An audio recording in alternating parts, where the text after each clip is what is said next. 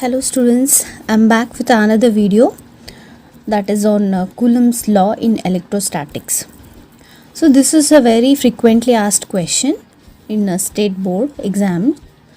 This question is for 3 marks. Okay, so this is very important and this question is very important for 3 marks. So Coulomb, he just extracted the ideas of Newton's law of gravitation, and with that he gave this statement. Okay. In the year 1785, Coulomb measured the force of attraction or repulsion between 2 point charges by using torsion balance. And he gave his observations, we call it as Coulomb's law in electrostatics. So what did he observe, and he given it as a statement. See, in examination we have to write the statement as it is. Okay, so not a single word we have to change, the same way we have to write it. Okay, so what the law says states that the electrostatic force of attraction or repulsion between 2 point charges, and how these charges are stationary point charges, is directly proportional to the product of the magnitudes of the charges and inversely proportional to the square of the distance between them. So is it not this statement is just similar to the gravitational law of gravitation, universal law of gravitation, right? So it is same like that, but instead of mass, here we have charges, right? And in the first part you can see over here, I can just break this statement into 2 parts. One is directly proportional part and another is inversely proportional part. In directly proportional part, how the force is related? Force is directly proportional to the product of magnitudes of the charges. Here we have to consider magnitudes of the charges, right? And in the second part, it is inversely proportional to the square of the distance between them. And you see here the electrostatic force of attraction or repulsion it is, because either the 2 charges might be same kind of charges, or they might be of different kinds. They might be like charges or unlike charges, right? So if there is unlike charges, means different charges, plus or minus charges, then the force, electrostatic force, will be attractive in nature. If both the charges are same, okay, like charges are there, here unlike charges, here like charges. If like charges are there, means same kind of charges are there, for example positive charge or negative charge, then the electrostatic force will be repulsive between them. And one more thing he considered here is these 2 charges must be stationary. That means the Coulomb's law in electrostatic is applicable only for a stationary charges. What do you mean by stationary charges? The charges which are at rest. Okay, the charges which are at rest. And the other thing what he considered over here is these 2 charges are point charges. So what do you mean by point charges now? Point charges means the size of the charge is very small, just like a point, just like a dot, right?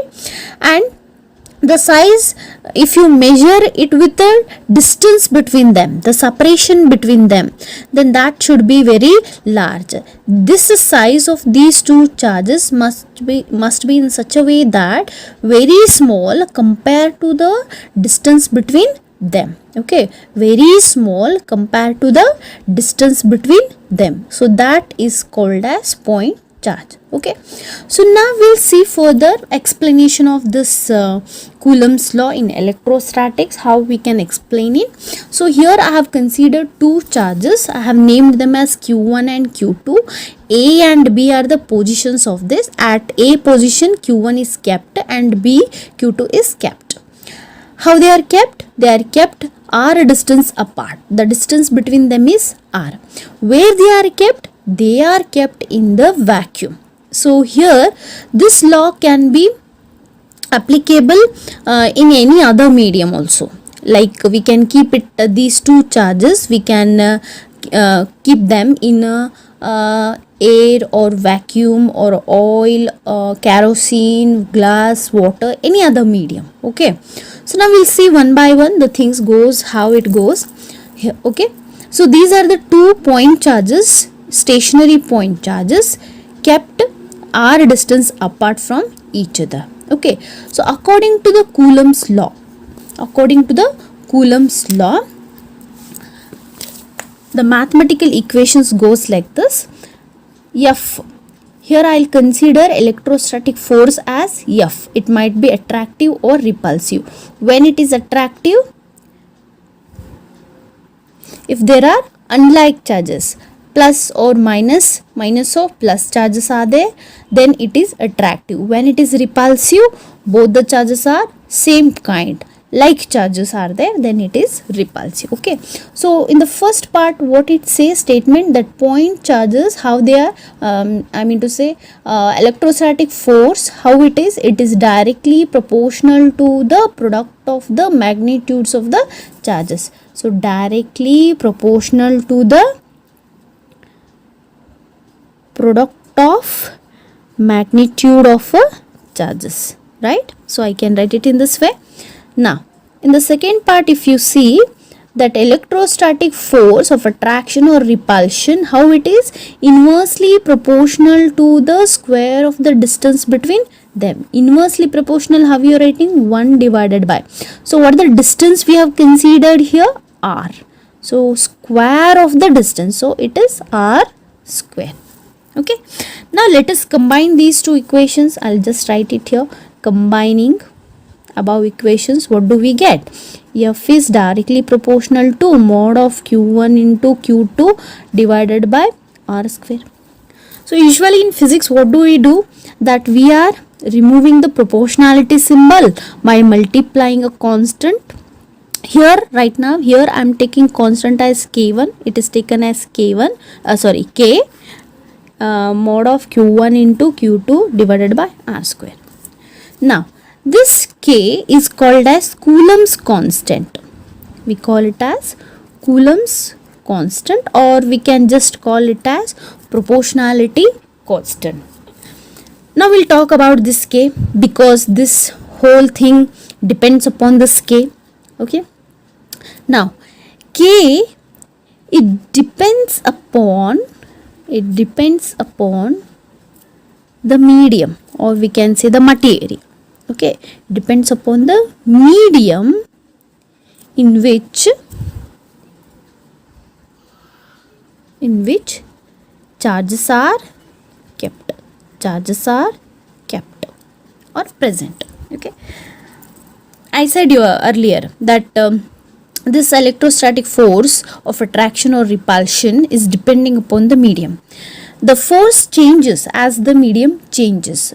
Okay, the strength of the force changes as the medium changes. So that is being explained by this constant K, which we call it as Coulomb's constant. Okay, now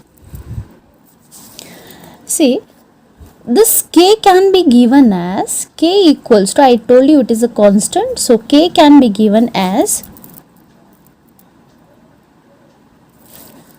1 divided by 4 pi epsilon naught, right? So here 4 is constant, pi is constant, and this epsilon naught, what we call it as epsilon naught, we read it like this. This is a new quantity for us. So this epsilon naught, it is nothing but the value which talks about the medium, right? So epsilon naught, when we are writing it, when we have kept the 2 point charges in the vacuum or in the air.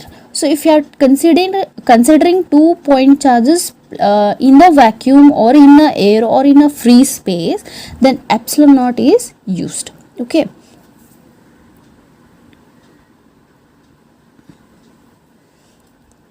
right.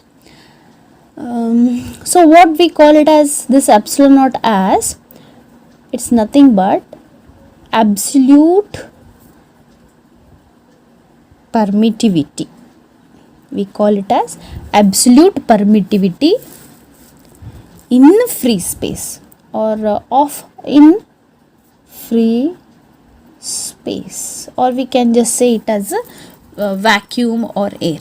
Okay, or I'll just write it, or vacuum or air. So this is the symbol what we are using here. So now what do you mean by absolute permittivity? So the word permittivity means asking permission. Something is asking permission. Okay, so if I I'll explain with the this as a light. Okay, see, light in vacuum travels faster, right? So that means there is no hurdles or nothing like that, so easily the light get passed through there. Okay, so the permission for light to pass through there is very large, I can say, very large, right? If suppose in the air we are placing a big glass slab and we are allowing the light to pass through that, then now what will be the flow of light, how light travels now, isn't it? Right, you are understanding the two examples what I have given right now. So in the vacuum it travels faster, right? Without any hurdles, I can say the permission for the traveling of light is larger compared to the glass slab present. Okay, so same thing it is applicable for the force here. Okay, force also in this case. Okay, in this electric charges and fields chapter, the permittivity meaning is this way, that force is asking permission to that particular medium. So in free space it is different, in vacuum in oil or kerosene or any other medium like water, glass slab, anything, it is different. Okay, so this is about absolute permittivity. So this absolute permittivity has a value. Okay, its value is 8.85 into 10 raised to minus 12. Okay, 8.854 nu ತಗೊಳ್ತಾರೆ, 4 also they'll take, into 10 raised to minus 12. This epsilon permittivity has a unit.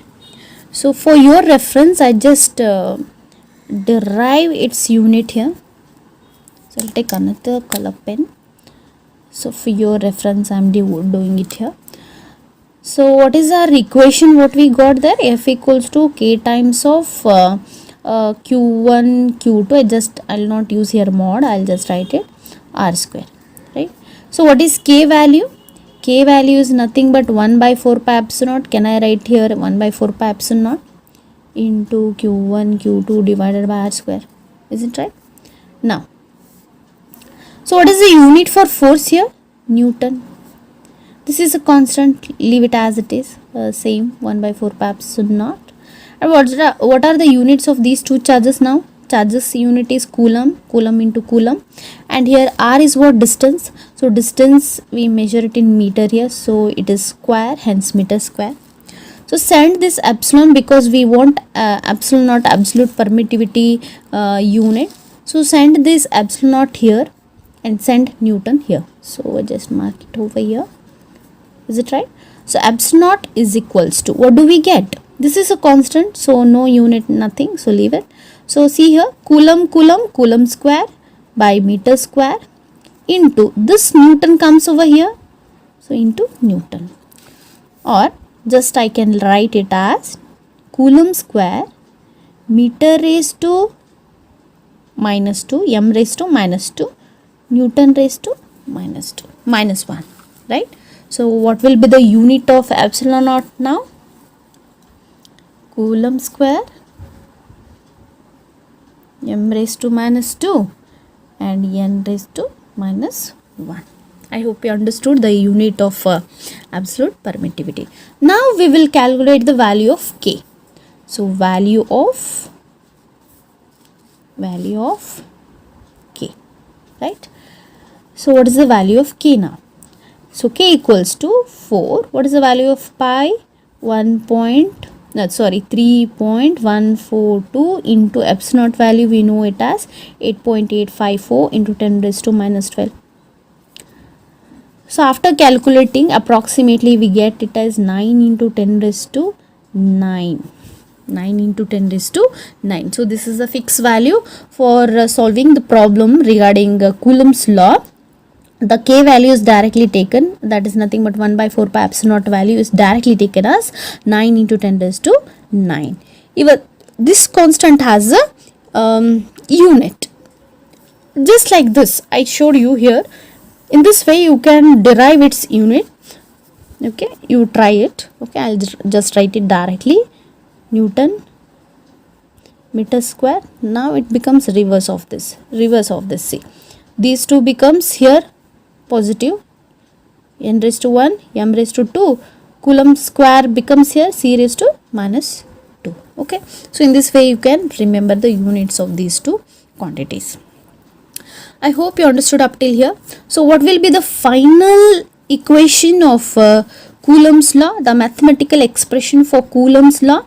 The Coulomb force, or the force, electrostatic force of attraction or repulsion, is equals to, so k value is how much? 1 by 4 pi into epsilon naught into mod of q1 mod of q2 divided by r square.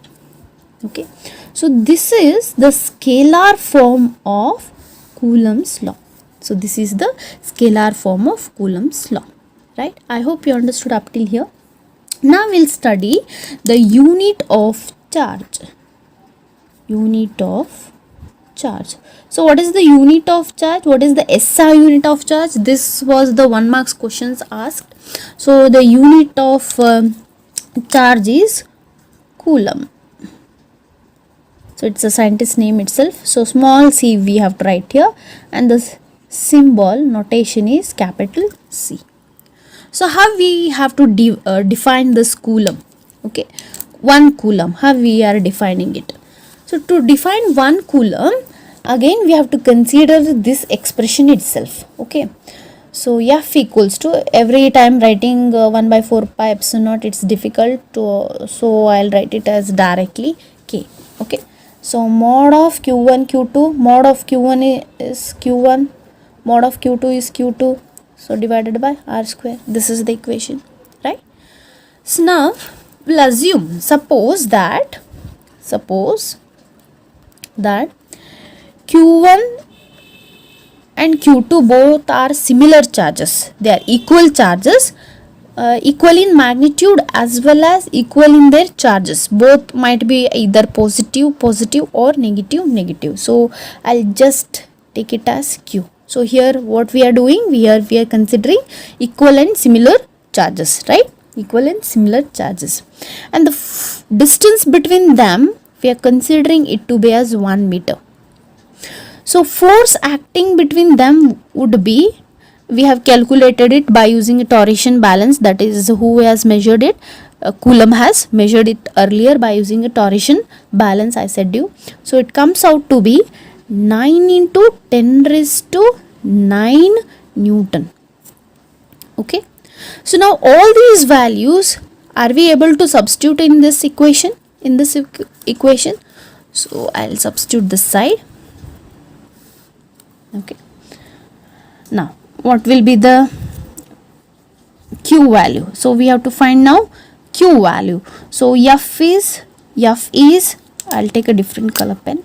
So F is here 9 into 10 raised to 9, right, is equals to q1 q2. What is the value of k? Already we know it is also 9 into 10 raised to 9, and q1 q2 we have taken it as q. So q1 into q2 becomes here q square divided by 1 square.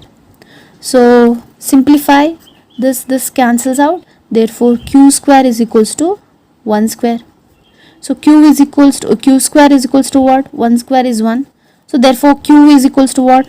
Root of this nothing but plus or minus 1 Coulomb. Okay, so from this we can give out the definition of Coulomb.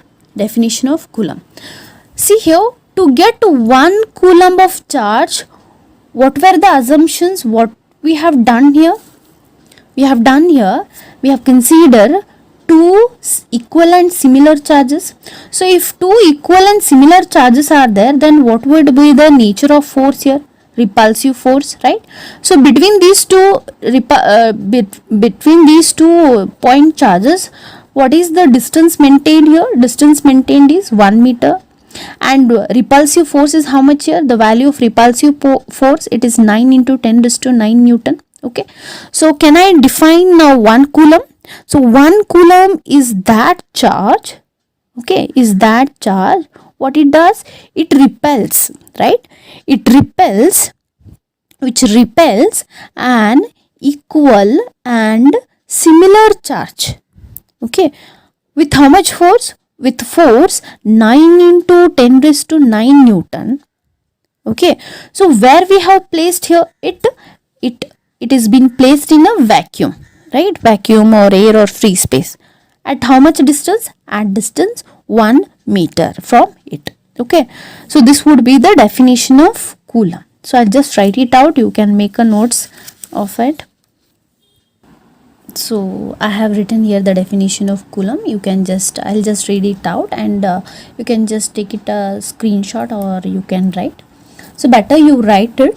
So personally what I feel is, if you write the things, if you write the concepts, whatever you have understood, write it in a page, okay, write it in a book, so that you can remember it. And if you understood the concept very well, you can write it in your own words. It's very, very important. See what happens, we feel very similar or familiar with the our handwriting, right? We feel very good to read our handwriting rather than textbooks or any printed notes. So I always feel very good to read my own notes which I have prepared. Okay, so here this is the definition of coulomb. So 1 coulomb, I have all put it in a sentence. So whatever I have explained here, 1 coulomb is that charge which repels an equal and similar charge with a force of 9 into 10 raised to 9 Newton when placed in a vacuum at a distance of 1 meter from it. Okay, so this is the definition of coulomb. Now suppose, so whatever Coulomb's law have explained here, it is only for a vacuum or a free space or a air medium, right? Suppose if you go further, I mean something more, if you want to know, what if the 2 point charges are placed in any other medium except a vacuum or a free space or air medium? So what will be the equation, or what will be the expression for Coulomb's force? We will see it now. So we'll see now force between 2 stationary point charges in any other medium. It's very simple. I told you the one thing which differentiate it from a medium or a vacuum is nothing but the absolute permittivity. Okay, this is absolute permittivity in free space, right? So if you want to consider any other medium like oil or kerosene, water or glass slab, then epsilon naught, in place of epsilon naught, we are just taking a symbol epsilon. So what is this? Epsilon is again a absolute permittivity. I am not writing it. Absolute permittivity of a medium, right? So what would be the expression? Okay, so I'll just mention it as Fm. Fm means force in medium. Okay, force in medium. So what would be the expression? So 1 upon 4 pi. So in place of epsilon naught, what we have to write here? Epsilon, right? And the rest is same, mod of q1 mod of q2 divided by r square. Okay, so this is the expression. Now if you move further, so what is the force in case of vacuum? 1 by 4 pi epsilon naught mod of q1 mod of q2 divided by r square. This is that equation. Now let us divide these two equations. I'll divide F by Fm I am doing. Okay, vacuum divided by medium. So after dividing these, see here, I'm not doing all the steps because it takes much more time and the video becomes very lengthy and you might feel very boring to listen. So I try to make the video very small so that within a very less time you can get the concept clearly. So cancel out these two when you divide this by this. So these same quantities cancel out. So what is left out here? Here 1 by epsilon naught divided by 1 by epsilon is left out. So epsilon flips over here. So what do we get? Epsilon divided by epsilon. So here I write it. F by Fm is equals to epsilon by epsilon naught, right? So this is in vacuum, this is in medium, this is in medium, this is in vacuum. Okay, so reverse of that, you can just remember it. So this quantity we call it as relative permittivity. Relative permittivity means something is related with something here, means the two forces are related with each other, with the vacuum as well as with the medium, right? That means, what does it mean? So in the vacuum we have placed a medium, means there is a air medium. In the air medium we have placed a glass slab. Okay, in that glass slab we have placed a 2 point charges separated by certain distance. Once again, in the air medium or in the free space we have kept water medium. Okay, water medium, in that water we have placed 2 point charges separated by certain distance. So this is the meaning of relative permittivity. So relative permittivity is denoted by symbol, again epsilon itself. Here subscription is given as R. So relative permeability, right? So how to define now relative permeability? So you can, just by seeing this we can define it. So it's a ratio there, right? So relative permittivity is also known as dielectric constant. So regarding dielectric constant, dielectric strength, all these things in detail we are studying in chapter number 2. Okay, right now you just remember there is a quantity called as relative permittivity. So to make it familiar, so I have taken this concept over here. So what is relative permittivity, by the way, of any medium? It can be defined as the force between, it's a ratio of what? It's the ratio of the force between the 2 point charges placed at a certain distance, where we have kept it first in the air, to the force between the 2 point charges separated by a distance in the medium. You can say it like this. So what is that? It's a ratio of force between the 2 point charges in a vacuum or air to the force between the 2 point charges kept in the medium. Okay, so this is called as relative permeability and the symbol is epsilon R.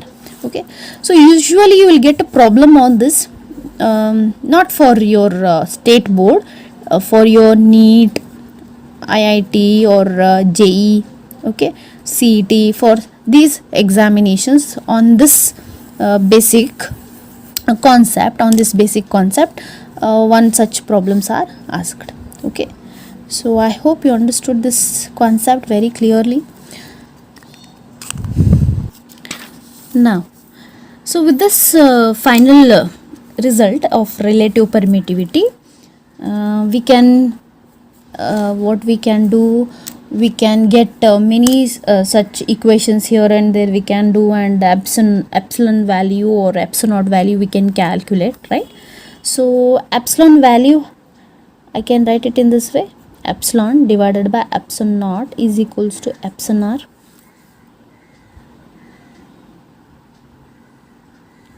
Right? So if I want the absolute permittivity of medium, then epsilon is equals to epsilon naught into epsilon naught, I can write epsilon R, I can write it. Okay, so this I can substitute in the equation, Coulomb's force equation. What is it? F equals to 1 by 4 pi epsilon naught, epsilon what we had taken previous, right? Remember. So I just want to show you here. So this equation, this is for medium, right? So for medium, so in epsilon place, we can replace it by this value. Clear? And rest is same, mod of q1 mod of q2 divided by r square. So this is one equation.